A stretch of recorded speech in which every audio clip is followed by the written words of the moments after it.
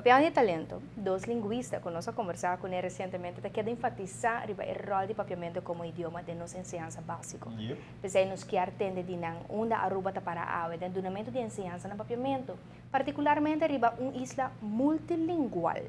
Promeco nos conhecer contesta riba que linguista nanta constatar uma situação na Bonaire que nanta qualifica como triste. Vemos na Bonaire holandês está onde é papel preferencial e papiamento da parte de sombra discriminatório. Acercamento que para algum da teasta colonialista. Nosso papel com Joyce Pereira. Nederlandse taal único sempre nos quer, que nos banda para ajudar-nos a desarrollar material de holandês como idioma estrangeiro. Agora que está batendo a cabeça muito na Bonaire, então nanta bisa, ok, nós só começamos a desarrollar um papiamento, pero nós lá papiamento solamente para identidade, então holandês está para desenvolvimento acadêmico cognitivo. Anterior bota mira intelectual, não? Anterior bota mira a trobe, papiamento por si, pero o idioma holandês é som como pocinha dentro. Então essa aqui está netamente de mito não, de teoria não falso. Que foi começamento a usar para nós gente não querer como não possível no papiamento. Onde nós estamos ouvindo situação? Agora que nós temos projeto, nós trabalhamos bastante duro, direção onderwijs, que todos gente na departamento de ensinança trabalha bem duro, de aí não, foi aí não 90 para 2000 e pico, não? Então a desarrollar tudo coisa que é bem riba mesa, tá uma discussão ampla com hobby sector. Então, aí chega na conclusão que, nós temos caminhos de ensinança.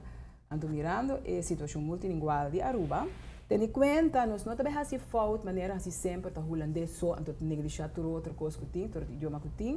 Não, nós temos em conta que é caráter mais ou menos multilingual que nós temos, pero saliendo fora o idioma maioritário, que está papiamento, e de com esse passou para mucha cultura de abre papiamento é de dois idiomas. Para sobra papiamento idioma de comunidade. Todo caminho que muita baita papiamento é atende.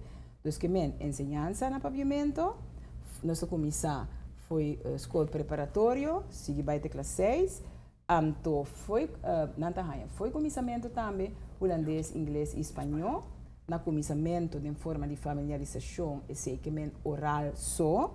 Oralmente, cuega, cantica, e tarefa oral.